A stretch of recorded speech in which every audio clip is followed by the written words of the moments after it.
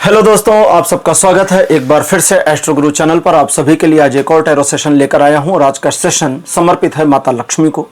हमारा आज का विषय है आपके लिए माता लक्ष्मी का आशीर्वाद। एक नई टैरो डेक मंगाई है मैंने, लक्ष्मी ओरेकल्स, और इसी से आज रीडिंग करने वाला हूं। इसीलिए माता लक्ष्मी से संबंधित यह विषय आज रीडिंग के लिए लिया है। आज की जो रीडिंग है इसके लिए दो पाइल्स हैं, दो पाइल्स को बनाया गया है जिनके सिंबॉलिक्स अब आपके सामने आपकी स्क्रीन पर एक साथ दिखाए जा रहे हैं। गज पाइल नंबर 1 और उलूक पाइल नंबर 2। गज मतलब हाथी और उलूक मतलब उल्लू। जो गज है यानी हाथी है, अगर आपने माता लक्ष्मी की फोटो देखी होगी तो माता लक्ष्मी के पीछे बगल में दोनों साइड पर हाथी घड़े से जल का अभिषेक माता लक्ष्मी के लिए करते हैं। और कई बार जो हाथी होता है यानी गज होता है उसे माता लक्ष्मी के अगल बगल में चित्रित किया जाता है। साथ ही साथ में उल्लू, आप जानते होंगे कि माता लक्ष्मी की सवारी है, यानी माता लक्ष्मी का वाहन है वो।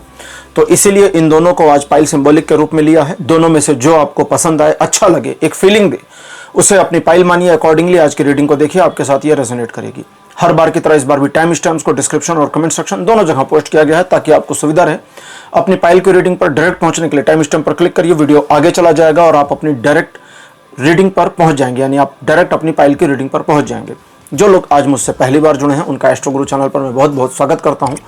आप सभी इस चैनल को सब्सक्राइब जरूर करिए, बेल आइकन भी प्रेस करिए, क्योंकि जब आप बेल आइकन प्रेस करते हैं तो नए वीडियोस की नोटिफिकेशन आपके फ़ोन पर आनी शुरू हो जाती हैं।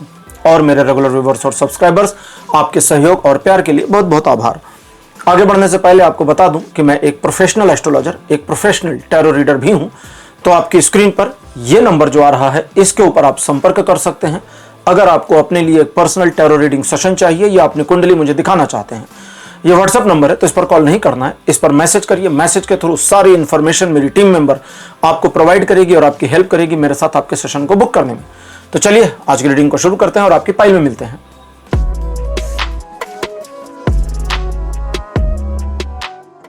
हेलो पाइल नंबर 1, आप सबका स्वागत है। आपकी रीडिंग में आपने गज यानी हाथी को चुना था, गजराज को चुना था। मेरे बगल में उनकी फोटो लगा दी गई है।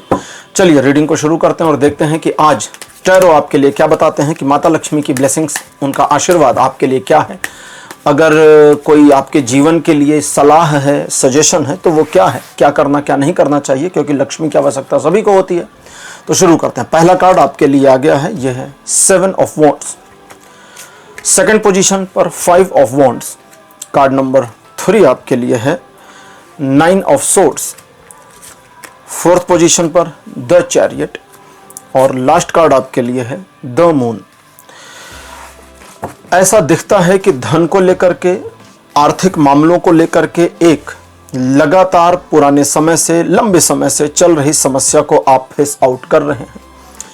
धोखा भी मिला है, नुकसान भी हुआ है, नुकसान कराया है लोगों ने, पैसा आपका हड़प भी लिया है। एक स्थिति जहां पर कुछ एक मामलों में ऐसा दिखता है कि परिवार की ओर से भी एक नकारात्मकता आपको मिली, जिसकी वजह से आर्थिक मामलों में आपको क्षति उठानी पड़ी। पुराने समय से यानी पिछले काफ़ी समय से आपके जीवन में आर्थिक मामले को लेकर, अपनी आर्थिक स्थिति की सुदृढ़ता को लेकर के एक जद्दोजहद चल रही है, एक संघर्ष की स्थिति चल रही है, जिसमें नुकसान भी हुआ, धोखा भी खाया, अपनों ने भी साथ नहीं दिया, वो सब चल रहा है। लेकिन वर्तमान को अगर हम देखते हैं तो वर्तमान में आप एक ऐसी सिचुएशन, ऐसी पोजीशन में देखते हैं जहां अब आपको भी ये महसूस होने लगा होगा कि अब इस स्थिति का समाधान करना संभव है, अथवा अगर मैंने थोड़ा सा प्रयास अधिक कर लिया तो हम इस स्थिति से बाहर निकल जाएंगे। यानी इस स्थिति में एक सिचुएशन जहां आप जीते हैं, इसकी पॉसिबिलिटी। लेकिन भविष्य को लेकर मन की नकारात्मकता भी दिखती है, भविष्य को लेकर एक संशय, एक संदेह, एक डर की स्थिति भी दिखती है कि पता नहीं फ्यूचर कैसा होगा, कैसा नहीं होगा। क्योंकि भाई हमारी टांग खींचने वाले तो बहुत सारे लोग हैं, तो एग्जैक्टली आप सही हैं, आपकी टांग खींचने वाले लोग अधिक हैं, लेकिन फ्यूचर ब्राइट है। हालांकि आपके मन की नकारात्मकता को अभी दूर नहीं किया जा सकता इस मामले में, लेकिन अगर आप बस अपनी योजना पर काम भर कर लेते हैं तो फिर यहाँ से निकलना संभव है। अब लेते हैं आज की हम ओरेकल डेक, जो है लक्ष्मी ओरेकल, और देखते हैं कि ओरेकल डेक में क्या इन्फॉर्मेशन आती है, माता लक्ष्मी का क्या संदेश है, आशीर्वाद है आपके लिए, और उनकी ओर से आपके लिए सजेशंस क्या क्या हैं। तो चलिए ओरेकल डेक से भी देखते हैं कि क्या इन्फॉर्मेशन निकलती है। सबसे पहला कार्ड आपके लिए धन्वंतरी, भगवान धन्वंतरी। सेकंड पोजीशन पर आपके लिए चंद्रदेव। कार्ड नंबर 3 आपके लिए है मुरुगन स्वामी। फोर्थ पोजीशन पर आपके लिए मरियम्मन, ये साउथ में इनकी पूजा की जाती है। और श्री राधा सबसे लास्ट में। चलिए 5 कार्ड अपीयर हो चुके हैं। आज का हमारा विषय है आपके लिए देवी लक्ष्मी का आशीर्वाद। जब समुद्र मंथन हो रहा था, कई लोग इस चीज़ को कंफ्यूज कर जाते हैं। जैसे आजकल कलयुग चल रहा है तो कई लोगों को लगता है कि जो कलयुग से पहले, द्वापर से पहले, त्रेता से पहले सतयुग था, उसमें समुद्र मंथन हुआ था, जबकि ऐसा नहीं है।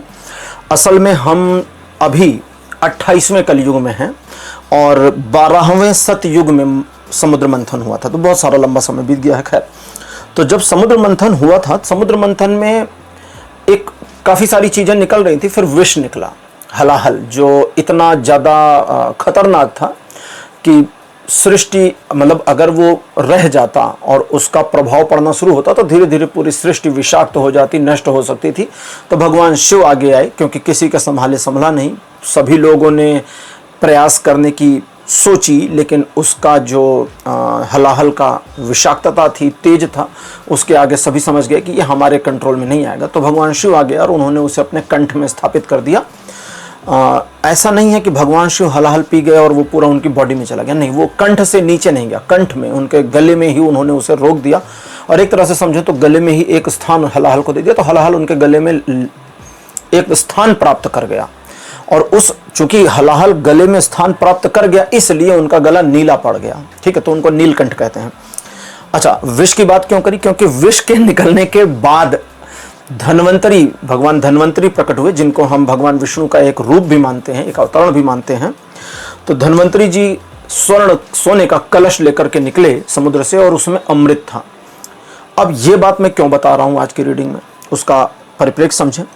क्योंकि भगवान धन्वंतरी का जो कार्ड है यहाँ पर इंफॉर्मेशन देता है कि आपके जीवन की विषाक्तता के समाप्त होने का अब समय आ गया है। लेकिन अगर कथा को याद करें तो देवताओं को अमृत दिया गया, राक्षसों को नहीं दिया गया। ठीक है, भगवान विष्णु राक्षसों को अमृत ना मिले इसके लिए भगवान विष्णु ने बाकायदा छल किया। ऐसा नहीं है कि छल करने के लिए सिर्फ भगवान कृष्ण के रूप में उन्होंने अवतरण लिया, नहीं, उन्होंने पहले भी कर रखा है। वे अपने ही स्वरूप में थे। जब उन्होंने मोहिनी का अवतरण ले लिया था, मोहिनी स्वरूप धारण कर लिया था, राक्षसों को बुद्धू बना दिया कुल मिलाकर के। तो विषाक्तता को समाप्त करने के लिए अमृत का पान आवश्यक है, लेकिन अमृत पान करने के लिए योग्यता होनी चाहिए। राक्षस और देवता का अर्थ क्या है? वह व्यक्ति जो देव तुल्य है, वह व्यक्ति जो राक्षस तुल्य है।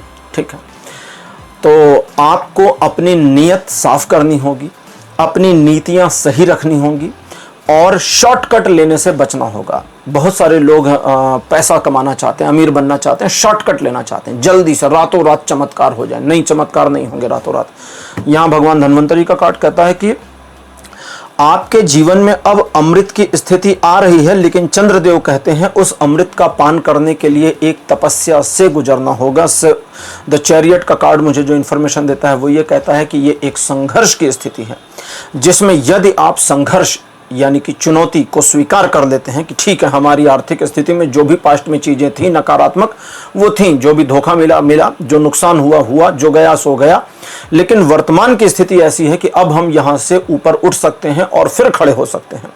अगर एक हम वर्स्ट सिचुएशन को लें इसी रीडिंग में कि मान लीजिए सब कुछ आपका लुट गया, तो आप तो अभी भी हैं ना, सब कुछ लुट गया तो आप तो अभी भी हैं, तो वो चीज़ें फिर से बनाई जा सकती हैं। तो यहाँ पर रीडिंग यही कह रही है कि वो चीज़ें या तो बेहतर हो जाएंगी या फिर से जनरेट हो जाएंगी, लेकिन आपको उसके लिए चैलेंज स्वीकार करना होगा।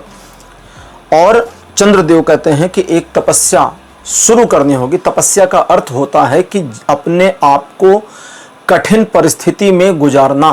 तपस्या का अर्थ शरीर में गर्मी पैदा करना नहीं होता। अगर आपने कभी सोशल मीडिया पे एक भाई साहब का सुना हो तो वो मूर्ख है, ठीक है, वो सब मत मानिए। तपस्या का अर्थ होता है कि एक लक्ष्य के लिए, एक टारगेट को अचीव करने के लिए अपने आप को प्रॉब्लम में भी डालने से ना चूकना। यानी कि हम अब तप कर रहे हैं, हम पीछे नहीं हटेंगे चाहे जितनी मुश्किलें क्यों ना जाए। ये है तपस्या का अर्थ असली। अब भगवान धन्वंतरी और चंद्रदेव की जो ये जुगलबंदी है, ये यहाँ पर कहती है कि अगर आप तपस्या में आगे बढ़ते हैं अपने जीवन की, तो आपके जीवन में न सिर्फ अमृत आना शुरू होगा, बल्कि अब मुरुगन स्वामी का कार्ड यहाँ बताता है कि अगर कुछ एडिशनल विषाक्तता आई तो उसे मुरुगन स्वामी नष्ट कर देंगे। मुरुगन स्वामी के बारे में अगर उत्तर भारतीय ज़्यादा नहीं जानते तो जो भगवान शिव के द्वितीय पुत्र हैं कार्तिकेय जी, उन्हीं को मुरुगन स्वामी कहते हैं साउथ में, ठीक है। इनका जो वाहन होता है मोर होता है, और मोर क्या खाता है? सर्प खा जाता है। अगर सांप को देख ले मोर तो फिर उसको पकड़कर मार के खा भी जाता है। अच्छा जी, तो वे कहते हैं कि जीवन की में जो छोटी मोटी विषाक्तता आएंगी उन्हें भी समाप्त कर दिया जाएगा।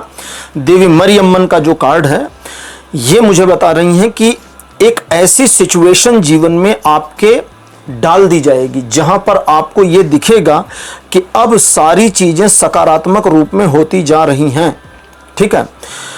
आपके जीवन में एक सकारात्मकता, और वह सकारात्मकता एक ऐसी पॉजिटिविटी को यानी कि पॉजिटिविटी ही एक ऐसी पॉजिटिविटी को जनरेट करेगी जो आपके जीवन को न सिर्फ पॉजिटिव ऑरा से भर देगा, बल्कि आपके जीवन में जो सबसे बड़ी चाह है, अभी यहां पर धन की बात नहीं हो रही, अब दूसरी बात होने लगी, जो सबसे बड़ी चाह है उस चाह को पूरी करने में स्थितियां परिस्थितियां आपकी मदद करें। आज का हमारा विषय है देवी लक्ष्मी का आपके लिए आशीर्वाद।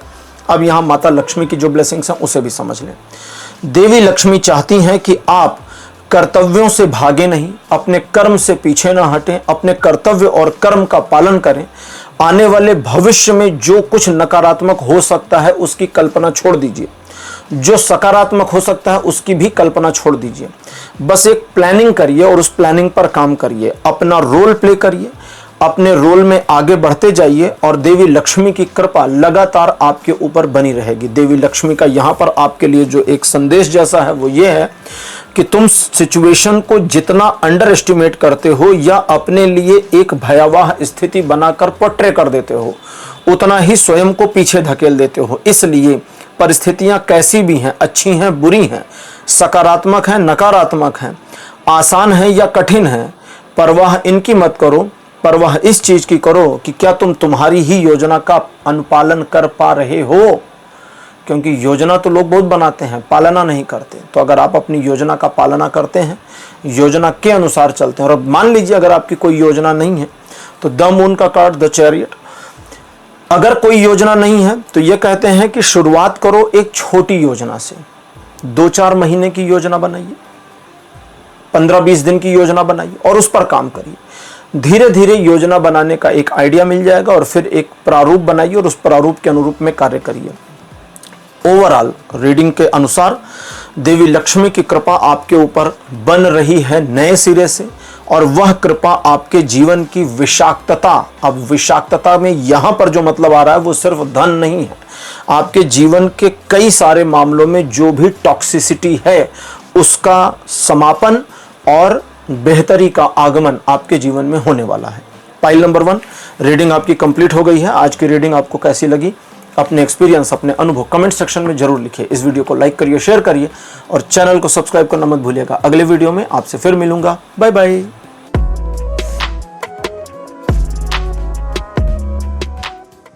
हेलो पाइल नंबर 2, आप सबका स्वागत है। आपकी रीडिंग में आपने उल्लूक यानी कि उल्लू को चुना था। मेरे बगल में उसकी फोटो लगा दी गई है। उल्लू को माता लक्ष्मी की सवारी के रूप में हम सभी जानते हैं, लेकिन उल्लू को ज्ञान पक्षी भी कहते हैं। अगर रीडिंग को कुछ विद्यार्थी देख रहे हो या आप एजुकेशन में हैं और अपनी पढ़ाई लिखाई से संबंधित मामलों में आप बहुत ज़्यादा डिस्ट्रैक्शन फील कर रहे हैं, तो कहीं से उल्लू की फ़ोटो ले आइए, ठीक है, और उसे अपनी उस बुक में रखिए जिस बुक से आपको बहुत डर लगता है।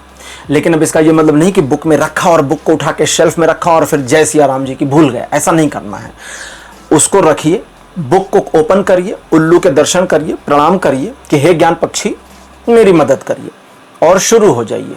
आप चमत्कारिक रूप से देखेंगे कि उस विषय वस्तु पर आपका ज्ञान बढ़ना शुरू हो गया। करके देखिएगा और कमेंट में मुझे रिप्लाई करिएगा, फिर मैं उस पर आपको जरूर वापस रिप्लाई करूंगा। चलिए आज की रीडिंग को शुरू करते हैं और देखते हैं कि माता लक्ष्मी का आपके लिए क्या आशीर्वाद है, क्या मैसेज है।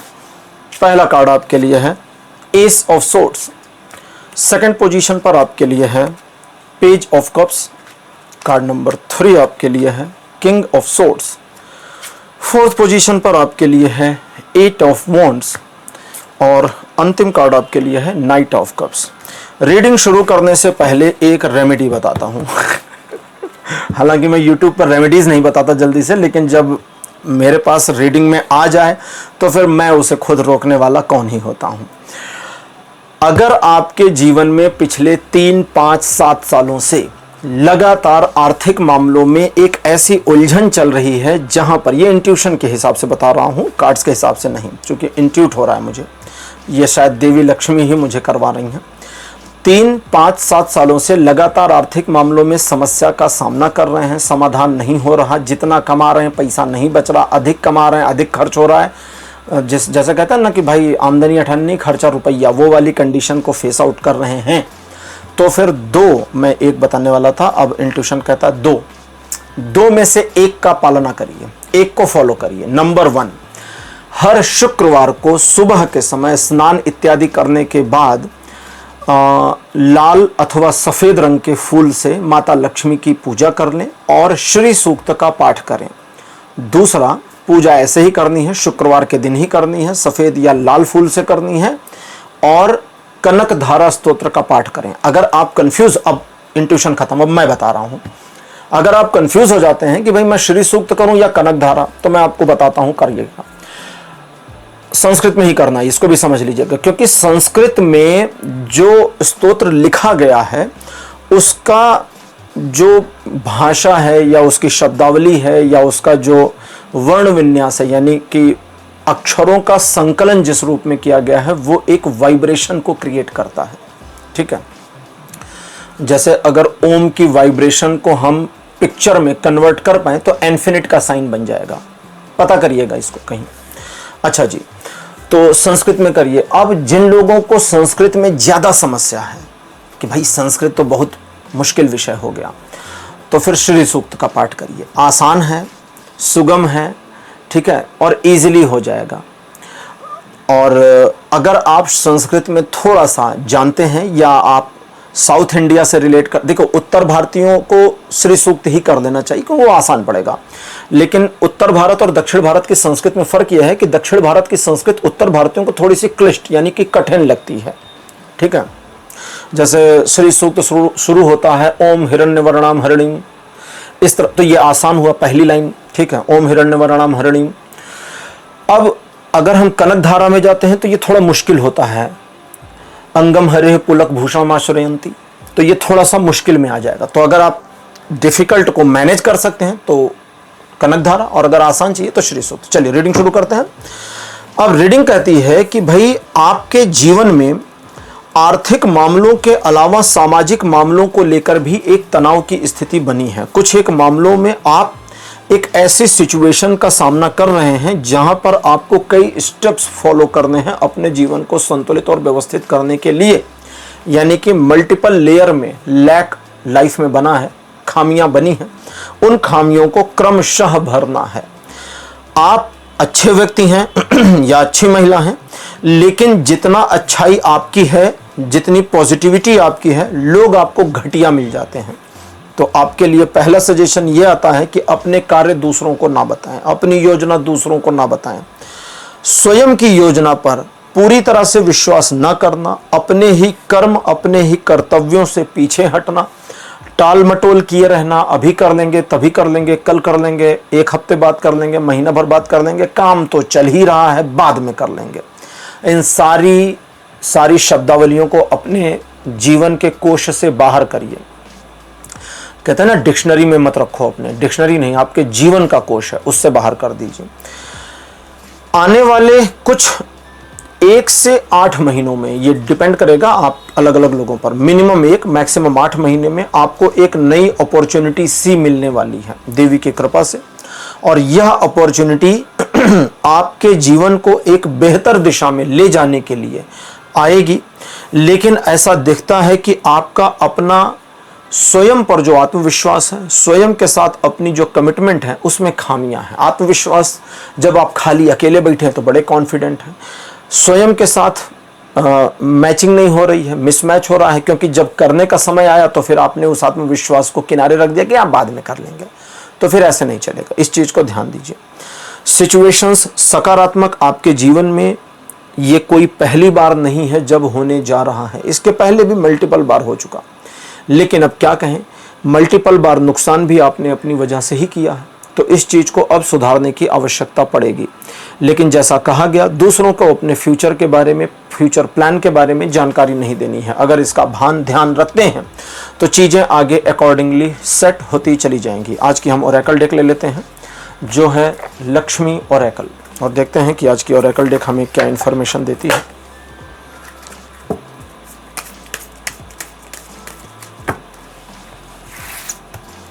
सबसे पहला कार्ड आपके लिए देवी मरियम्मन, सेकंड पोजीशन पर आपके लिए अय्यप्पम, स्वामी अय्यप्पम, थर्ड नंबर पर आपके लिए सीता देवी यानी भगवान राम की पत्नी, फोर्थ पोजीशन पर आपके लिए माता सरस्वती, और अंतिम कार्ड आपके लिए है दुर्गा देवी। सरस्वती माता को तो सभी जानते हैं, दुर्गा माता माता लक्ष्मी का ही एक, माता पार्वती का ही एक स्वरूप है, लक्ष्मी का नहीं, पार्वती माता का ही। और ठीक है, दुर्गा माता को पार्वती माता का ही एक स्वरूप माना जाता है। अब बात उठती है कि यदि हम सरस्वती माता की पूजा करें या दुर्गा की पूजा करें तो क्या लक्ष्मी माता की प्राप्ति हमें हो सकती है? तो उसका उत्तर देवियों ने स्वयं भी दिया है। पुराणों में ये आया है कि तीनों देवियां एक रूप हैं, ठीक है, जैसे त्रिदेव हमारे ब्रह्मा विष्णु महेश, ये तीनों एक रूप हैं। भगवान शिव स्वयं कहते हैं कि ब्रह्मा विष्णु और महेश यानी मुझ में, ब्रह्मा और विष्णु में अंतर करने वाला मूर्ख है, क्योंकि तुम्हें दिखता अंतर है, हम हैं नहीं अलग, हम एक ही हैं। तो दैट मीन्स कि आप किसी की भी पूजा करें सब चलेगा। चलिए अब शुरुआत करते हैं। देवी मरियम्मन, देवी मरियम्मन इनको मदर गॉडेस के रूप में जाना जाता है, और देवी मरियम्मन एक ऐसी मदर गॉडेस हैं जो आपके जीवन में सुख समृद्धि दोनों एक साथ लेकर आती हैं। सिचुएशंस को आपके फेवर में करना, नकारात्मक परिस्थिति, नकारात्मक ऊर्जा को दूर करना इनका मुख्य ध्येय होता है, क्योंकि आपके जीवन से जितनी नकारात्मकता समाप्त होगी उतना चीजें पॉजिटिव होती जाएंगी। स्वामी अय्यप्पन, स्वामी अय्यप्पन समृद्धि के और फलने फूलने के देवता के रूप में जाने जाते हैं। तो सिचुएशंस आपके जीवन में अब फलने फूलने वाली आ रही, लेकिन देवी सीता क्या कहती हैं उसे आप समझें। देवी सीता का जो यहाँ पर कार्ड है वो हमें कहता है कि आपको स्थिरता रखनी होगी, आपको संयम भी रखना होगा, आपको अपने आप में स्थिरता रखनी होगी, क्योंकि आपका अपना वोलाटाइल होना, आपका अपना हलचल में आना चीज़ों को खराब करता है, वाइब्रेट कर देता है, वाइब्रेशन को बिगाड़ देता है। जैसे आप एक महीना किसी योजना पर काम करें, फिर आपका मोह भंग हो जाए, योजना से हट जाएं, दूसरी योजना पर काम करें, फिर एक महीने बाद मोह भंग, तीसरी पे काम करें, ऐसे पूरी जिंदगी करिए। लगातार योजनाएं बदलती रहेंगी, जीवन में कहीं सफलता वफलता कुछ मिलने वाली नहीं है। लेकिन अगर देवी सीता की बात माने, स्थिरता दिखावें, स्थिरता उस बात पर जिस बात पर दुनिया को लग सकता है कि नहीं यार, इस बात पर कोई सॉलिडनेस नहीं है, यानी कि लोग हो सकता है कहें कि भाई तुम्हारी ये जो योजना है या जो तुम्हारा अपना ये विश्वास है ये सही नहीं दिख रहा, ऐसा लोग कह सकते हैं।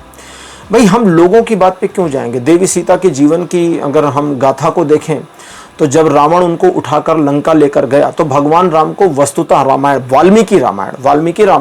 वाल्मीकि रामायण और तुलसीदास जी की रामचरितमानस में बेसिक अंतर सिर्फ यह है कि तुलसीदास जी कलयुग में थे, भगवान राम के जन्म के हजारों वर्षों बाद उनका जन्म हुआ। तुलसीदास जी ने उन्हें भगवान राम मान करके वह पुस्तक की रचना करी है। ठीक है, उनका इंट्यूशन शिव जी से आ रहा था, वो एक अलग बात है। लेकिन महर्षि वाल्मीकि भगवान राम के समय काल में थे। अब जब कोई समय काल, जैसे भगवान श्री कृष्ण सभी जानते हुए भगवान है, आपको बताइए क्या दुर्योधन को नहीं पता था कि सामने वाला व्यक्ति भगवान है, या शकुनी को नहीं पता था कि ये भगवान खड़े हैं सामने? नहीं पता था उस समय, उनको जरा भी भास नहीं था। और अगर उस समय कुछ लोग उनको भगवान विष्णु का अवतार कह रहे थे तो ये लोग आडंबर मान रहे थे, धोखा मान रहे थे। वो कहते थे ना कि ये तो ग्वाला है, छलिया है, तो मानते थे कि ये तो छल प्रपंच के एक तरह से स्वामी हैं और इन्होंने ये प्रपंच फैला रखा कि मैं विष्णु का अवतार हूं। अरे ऐसे थोड़ी विष्णु का अवतार सामने आ जाएगा हमारे। उस मोमेंट में, उस समय काल में लोगों का विश्वास करना आसान नहीं है। ठीक है, क्रिश्चियनिटी के भगवान जीसस क्राइस्ट 2000 साल पहले जन्मे थे। उनको आज हम ईश्वर का बेटा के रूप में जानते हैं, प्रचारित करते हैं उनके धर्म के लोग। लेकिन जब जीसस अपने काल में थे, अपने जीवन में थे, तो उनको किसी ने ईश्वर का बेटा नहीं माना। उनके कुछ अनुयायियों, जो भी हों 200-400 अनुयायी, उनके अलावा किसी ने इनको ईश्वर का बेटा नहीं माना। वरना राजा उनको सूली पर क्यों चढ़ाता, हाथ में कीली क्यों ठोक देता, कांटे का मुकुट क्यों पहना देता, ठीक है, और उनका प्राणांत वहां पर क्यों हो जाता अगर कोई उनको ईश्वर का बेटा मानता। वो तो बाद में सन 300, ये जो हमारा सन चल रहा है ना, ये अभी जैसे हम 2000 समथिंग में हैं, सन 300 में एक राजा था कॉन्स्टेंटीन, उसने क्रिश्चियनिटी को अडॉप्ट किया। और उसके बाद में सन 800 में जब न्यू टेस्टामेंट लिखा गया, 800 में कोई ईयर है याद नहीं आ रहा, 809 या ऐसा कुछ है 7, जब न्यू टेस्टामेंट लिखा गया तो उस समय काउंसिल बैठी थी जिसको कहते हैं काउंसिल ऑफ नाइसिया। गूगल करिएगा तो मिल जाएगा। काउंसिल ऑफ नाइसिया में डिसाइड हुआ था कि जीसस ईश्वर का बेटा है। उसके पहले तक उनको बस एक मैसेंजर माना गया था, उससे ज्यादा कुछ नहीं। बेटे की पदवी और उपाधि तो काउंसिल ऑफ नाइसिया में दी थी लोगों ने बैठ करके, क्योंकि क्रिश्चियनिटी को फैलाना तो एक बात है। खैर, तो कहने का मतलब यह है कि समय काल में, उस समय जब देवी सीता थी, तो उस समय भगवान राम को वस्तुतः ज्ञात नहीं था, क्योंकि वाल्मीकि रामायण भी कहती है कि भगवान राम को पता नहीं था कि मेरी पत्नी को कौन ले गया और कहां ले गया। उनको दोनों चीजें नहीं पता थी। और देवी सीता को चूंकि वो समुद्र पार करके ले गया, तो देवी सीता भी समझ रही थी कि यार इतनी दूर तो पता नहीं पति आ पाएगा कि नहीं आ पाएगा, क्योंकि जो लैंड है वो तो छूट गया ना, समुद्र कई किलोमीटर, और उसके बाद में वो लेकर के अपने एरिया में लेकर चला गया। लेकिन देवी सीता स्थिर थी किस बात पर, कि मेरे पति आएंगे, तुझे मारेंगे और मुझे ले जाएंगे। अगर आपने टीवी वाली रामायण भी देखी हो तो उसमें देवी यही कहती थी कि मेरे श्री राम आएंगे, तुम्हारा सर्वनाश करेंगे और मुझे वापस ले जाएंगे। ये एक विश्वास है, और इस विश्वास को दुनिया नहीं हिला सकी। माता सीता के विश्वास को कोई भी नहीं हिला सका। उसने राक्षसों की सेना लगा दी थी। जो एक राक्षसी थी त्रिजटा, जो बाद में सीता माता की भक्त बन गई थी, शुरुआत में तो उसने भी बहुत इन्फ्लुएंस करने की कोशिश। ऐसा नहीं कि वो तुरंत पहुंची और बोले अरे सीता मैया चरण स्पर्श, ऐसा नहीं। उसने पहले इन्फ्लुएंस किया कि अरे अब नहीं आएंगे राम, रावण से विवाह कर लो, क्योंकि किसी को भी नहीं लगा था कि ये पॉसिबल है। लेकिन सीता अपने प्रण पर, अपने सामर्थ्य पर और अपनी प्रतीक्षा पर विश्वास करती थी कि मेरी प्रतीक्षा सफल होकर रहेगी। तो वही आपको करना है। आप अपने प्लानिंग पर पहले टिकें, रुकें, क्योंकि बार बार आपकी प्लानिंग बदलना, अपनी ही योजना से हट जाना, अपनी ही योजना को ठेस पहुंचाना, अपनी ही योजना को नकारना आपके लिए ठीक नहीं। अब देवी सरस्वती, देवी कहती हैं कि अगर तुमने पहले, अब देवी की भाषा में सुने, देवी कहती हैं अगर तुमने पहले अपने जीवन को ध्यान से देखा हो तो तुम पाओगे कि तुम्हारी हर योजना विफल इसलिए रही क्योंकि योजना ही सही नहीं थी। बहुत सही पकड़ा इन्होंने, क्योंकि तुम्हारी योजना ही सही नहीं थी। और योजना सही इसलिए नहीं थी क्योंकि तुमने माना कि तुम्हारी योजना सही नहीं थी, तुमने समय ही नहीं दिया योजना को फलने फूलने का। और योजना सिर्फ योजना नहीं होती, देवी कहती हैं कि योजना वह योजना होती है जिसमें समय काल परिस्थिति के अनुसार बदलाव भी किए जा सकें।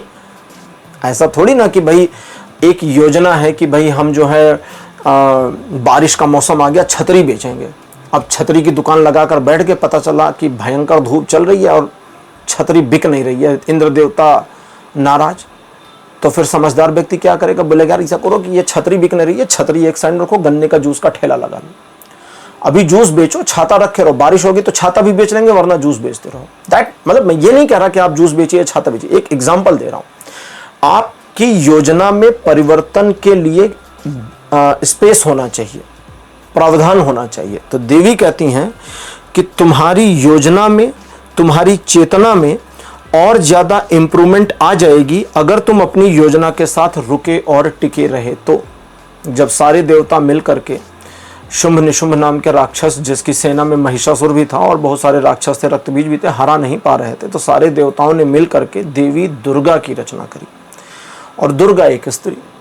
अब ठीक है, आज हम अगर सप्तशती पढ़ें या कहानी पढ़ें तो फिर ठीक है, देवी दुर्गा ने सबका नाश किया, लेकिन सोचिए उस समय देवताओं को भी एक बार शंका हुई होगी कि यार ये स्त्री क्या ही कर पाएगी।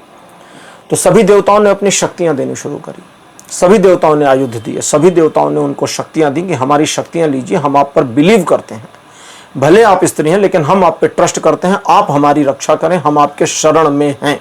क्योंकि देवताओं को लगा कि भाई जब शक्ति नारी का रूप लेकर, क्योंकि शक्ति तो शक्ति है ना, अब एक मिनट के लिए नारी को भी हटाइए, पावर को संस्कृत में क्या कहेंगे, शक्ति कहेंगे। शक्ति स्त्रीलिंग है, स्त्रैण है, शिव और शक्ति, ठीक है, शिव पुरुष, शक्ति स्त्री, जिसको अलग तरह से पुरुष और प्रकृति भी कहते हैं। तो जब शक्ति ही नारी का रूप लेकर आ गई तो फिर शक्ति पर विश्वास करने की आवश्यकता है, और इसी से देवी दुर्गा का प्रादुर्भाव हुआ।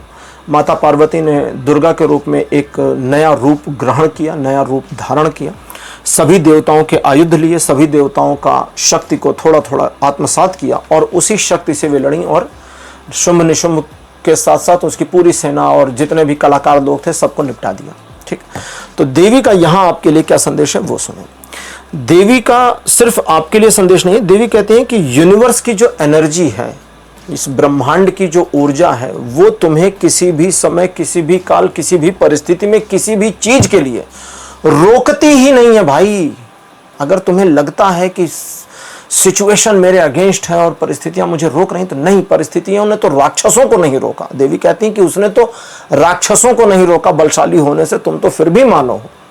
तो फिर अपने मानव रूप पर विश्वास करो, परिस्थितियों के विपरीत होने के बारे में बिल्कुल प्लानिंग मत करो, सोचो मत, और बस अपनी योजना पर लगे बने रहो। और अगर अपनी योजना पर लगे बने रहते हैं तो फिर आपकी सफलता आपके जीवन में उतरेगी और जो आप चाहते हैं वो मिलेगा।